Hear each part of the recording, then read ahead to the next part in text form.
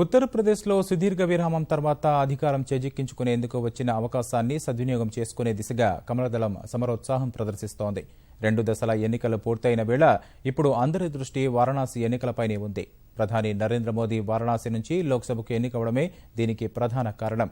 ప్రధానికి సమాజ్వాదీ కాంగ్రెస్ కూటమికి మధ్య జరుగుతున్న ఎన్నికలుగా విశ్లేషకులు వర్ణిస్తున్న ఈ పోరులో మోదీ దూకుడుకు అడ్డుకట్ట వేయాలని ప్రత్యర్థులు శక్తివంచన లేకుండా కృషి చేస్తున్నారు. చాన్నాళ్ల తర్వాత లోక్సభ సమరంలో పార్టీకి లభించిన అశేష ప్రజాదరణతో కొత్త ఉత్సాహం నిండిన భాజపా అదే జోరును కొనసాగిస్తూ వారణాసిలో పట్టు నిలబెట్టుకోవడం సహా యూపీలో అధికారం కైవసం చేసుకోవాలనే పట్టుదలతో ఉంది. భారతదేశపు ఆధ్యాత్మిక రాజధాని వారణాసి. హోరాహోరీగా సాగుతున్న ఉత్తరప్రదేశ్ ఎన్నికల్లో ఇప్పుడు అందరి కళ్ళు ఈ క్షేత్రంపైనే. ప్రధాని నరేంద్ర మోదీ లోక్సభకు ఎన్నికవడం ఈ ప్రత్యేక దృష్టికి కారణం. ఉత్తరప్రదేశ్లో సమాజ్వాదీ బీఎస్పీ హవా కొనసాగుతున్న సమయంలోనూ భాజపా పట్టు కొనసాగించిన ప్రదేశం వారణాసి. దేశంలోనే ప్రముఖ తీర్థయాత్ర స్థలం కావడం, విదేశీ యాత్రికులు ఎక్కువగా వచ్చే క్షేత్రం ఇదే అయినందున ఇక్కడ ఎన్నికలపై ఆసక్తి పెరిగింది. అన్నింటికీ మించి ప్రధాని నరేంద్ర మోదీ 2014లో వారణాసి నుంచి లోక్సభకు ఎన్నికైనందున ఈసారి ఉత్తరప్రదేశ్ ప్రజలతో పాటు దేశమంతా వారణాసిలో అసెంబ్లీ సమరంపై ఆసక్తి కనబరుస్తోంది. వారణాసి దక్షిణం, ఉత్తరం, కంటోన్మెంట్, శివపూర్, పిండ్రా, సేవపురి, రోహనియా, ఆజంగంజ్ మొత్తం 8 స్థానాల్లోనూ పోటీ ఉత్కంఠ రేకెత్తిస్తోంది. వారణాసిలో ఎన్నికలను అత్యంత ప్రతిష్టాత్మకంగా తీసుకున్న భాజపా సైతం ఈసారి అభ్యర్థుల కేటాయింపుల్లో భారీ మార్పులు చేసింది. వారణాసి దక్షిణం నియోజకవర్గం నుంచి భాజపా తరపున 28 ఏళ్లుగా గెలుస్తూ వస్తున్న శ్యామ్దేవ్ రాయ్ చౌదరిని కాదని ఈసారి అనూహ్యంగా న్యాయవాది నీల్కంఠ తివారీని పార్టీ అగ్రనేతలు బరిలోకి దింపారు. కంటోన్మెంట్ నుంచి దాదాపు 30 ఏళ్లుగా భాజపా హవా కొనసాగుతోంది. సిట్టింగ్ ఎమ్మెల్యే జ్యోతి శ్రీవాస్తవ్ కుమారుడు సౌరవ్ శ్రీవాస్తవ్ కు టికెట్ ఇచ్చారు. వారణాసి ఉత్తరం నుంచి ఒకసారి భాజపా గెలిస్తే ఇంకోసారి సమాజ్వాదీ, మరోసారి కాంగ్రెస్ గెలిచిన సందర్భాలున్నాయి. ఈసారి వారణాసి ఉత్తర నియోజకవర్గ ప్రజలు ఎవరివైపు మొగ్గు చూపుతారోనని నేతలు సైతం ఉత్కంఠతో ఉన్నారు. కాంగ్రెస్ తో సమాజ్వాదీ కూటమి కారణంగా పార్టీ నుంచి టికెట్ ఆశించి భంగపడిన సమాజ్వాదీ నేతలు కొందరు తీవ్ర అసంతృప్తితో ఉన్నట్లు కార్యకర్తలు చెబుతున్నారు.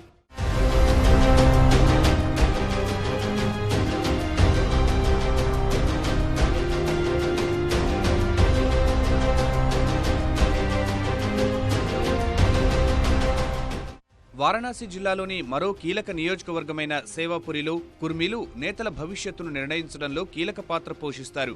గత 3 ఎన్నికల్లోనూ సమాజ్వాదీకి చెందిన సురేంద్ర పటేల్ సేవాపురిలో విజయం సాధించారు. ఈసారి కమలదళం మహేంద్రను నిలబెట్టింది. ఇతనిపై భారీగా అవినీతి ఆరోపణలున్నాయి. ప్రధాని నరేంద్ర మోదీ లక్ష్యంగా పనిచేస్తున్న పార్టీలు మిగతా ప్రాంతాల కంటే వారణాసిపై ప్రత్యేక శ్రద్ధ వహిస్తున్నాయి. కుల సమీకరణాలపైనే ఆధారపడకుండా భాజపాకు వ్యతిరేకంగా వివిధ పార్టీల అగ్రనేతలంతా ప్రచారంలోకి దిగారు. కాంగ్రెస్ ఉపాధ్యక్షుడు రాజేష్ మిశ్రా తనకు బాగా పట్టున్న వారణాసి కంటోన్మెంట్ నుంచి పోటీ చేస్తున్నారు. నగరంలో బాగా పలుకుబడి ఉన్న రాజేష్ మిశ్రాకు తన నియోజకవర్గంతో పాటు మిగిలిన వాటిని కూడా గెలిపించే బాధ్యతను కూటమి అగ్రనేతలు అప్పగించారు.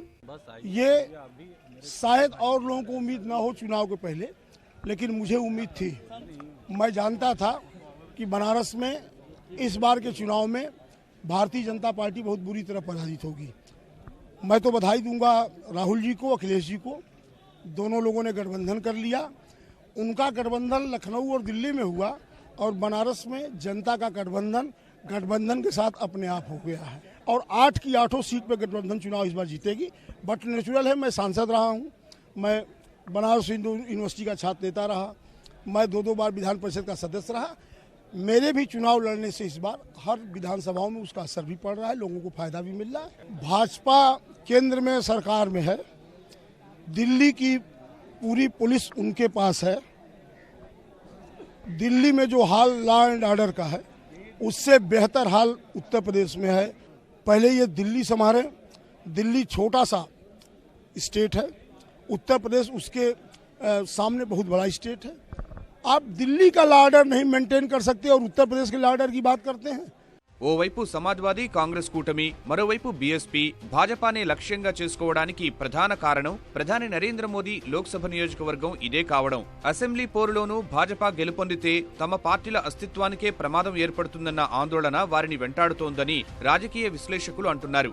దేశంలోని ప్రముఖ ఆధ్యాత్మిక కేంద్రమైన వారణాసిలో భక్తులకు సదుపాయాలు అంతంత మాత్రంగానే ఉండేవి. నగరంలో అభివృద్ధి సైతం నత్తనడక సాగేది. 2014లో నరేంద్ర మోదీ ఇక్కడి నుంచి లోక్సభకు ఎన్నికయ్యాక అభివృద్ధి కార్యక్రమాలు ఊపందుకున్నాయి. ఢిల్లీ తర్వాత ప్రధాని కార్యాలయం వారణాసిలోనే ఏర్పాటు చేయడంలో ప్రధాని ఉద్దేశాన్ని అర్థం చేసుకోవచ్చు. గంగా నదీ తీరాన ఉన్న 84 ఘాట్లలో ఏర్పాట్ల కల్పనపై దృష్టి సారించారు. క్యోటో నగరం ఆదర్శంగా తీసుకుని ఘాట్లపై సౌకర్యాలు ఏర్పాటు చేస్తున్నారు. చారిత్రక కట్టడాలను పునరుద్ధరించారు. భూగర్భ గ్యాస్ పైప్లైన్ ఏర్పాటు, అంతర్గత కేబుల్ వ్యవస్థను ప్రారంభించారు. కేంద్ర ప్రభుత్వం ప్రతిష్టాత్మకంగా చేపట్టిన హృదయ్, ప్రసాద్ పథకాలను వారణాసికి వర్తింపజేశారు. ట్రాఫిక్ సమస్యలతో సతమతమవుతున్న బనారస్కు బాహ్య వలయ రహదారి, 4 వరుసల రహదారుల నిర్మాణం చేపట్టారు.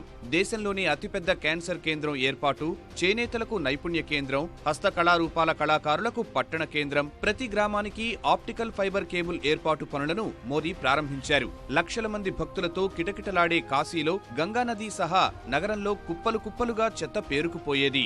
క్షేత్రం పవిత్రతను కాపాడాలంటే పరిశుభ్రతను కాపాడాలని గ్రహించిన మోదీ చెత్త నిర్వహణ ప్లాంటుకు ప్రారంభోత్సవం చేశారు. హిందువులు ఎక్కువగా ఉండటం, పుణ్యక్షేత్రం కావడం తమకు కలిసొచ్చే అంశమని కమలదళం విశ్వాసంతో ఉంది. ప్రధాని సొంత నియోజకవర్గం కావడంతో ఓటర్లు కమలం వైపు మొగ్గు చూపే అవకాశాలను రెట్టింపు చేస్తుందని భావిస్తున్నారు. రాష్ట్రమంతటా భాజపా, సమాజ్వాదీ కాంగ్రెస్ కూటమితో తలపడుతున్నా వారణాసిలో మోదీతో పోటీ పడుతున్న భావన కలుగుతోంది. కాశీలో భాజపాను ఓడిస్తే మోదీ ప్రభంజనం తగ్గిందని ప్రచారం చేసేందుకు ఓ అవకాశం లభిస్తుందని ప్రత్యర్థులు భావిస్తున్నారు. कि वाराणसी को कल्चरल कैपिटल कहते हैं।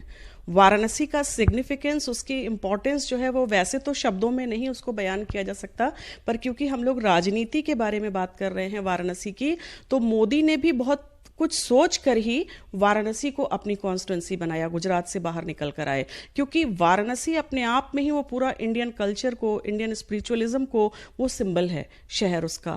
और ये इसीलिए अभी विधानसभा का ये जो चुनाव हो रहा है, इसमें भी सारी पॉलिटिकल पार्टीज का 7 जो विधानसभा की सीट्स हैं, इसमें ये जरूर ये प्रयास होगा। और यहाँ जो मुझे लगता है इलेक्शन बहुत धमाल तरीके से होने वाला है। पूरा अपनी ताकत अपोजिशन भी झोंकेगा और मोदी भी अपनी पूरी ताकत लगाएंगे, क्योंकि यहाँ की एक एक सीट की हार या जीत को मोदी के इम्पैक्ट फैक्टर के असेसमेंट से जोड़कर देखा जाएगा।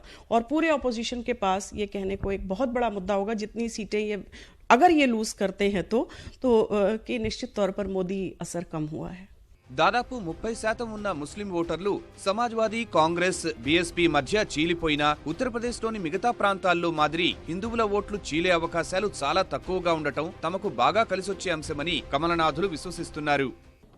వారణాసిలో భాజపా అభ్యర్థులను ఓడించి మోడీ చరిష్మా తగ్గిందని నిరూపించేందుకు ప్రయత్నిస్తున్నాయి ఎస్పీ, బీఎస్పీ పార్టీలు. గంగానది తీరంలో కమలం ఎప్పుడు వాడిపోదని నిరూపించేందుకు కష్టపడుతున్నాయి భాజపా శ్రేణులు. వారణాసి, ఉత్తరప్రదేశ్ నుంచి కెమెరామెన్ గౌరవ్ భరద్వాజ్తో కిరణ్, ఈటీవీ న్యూస్.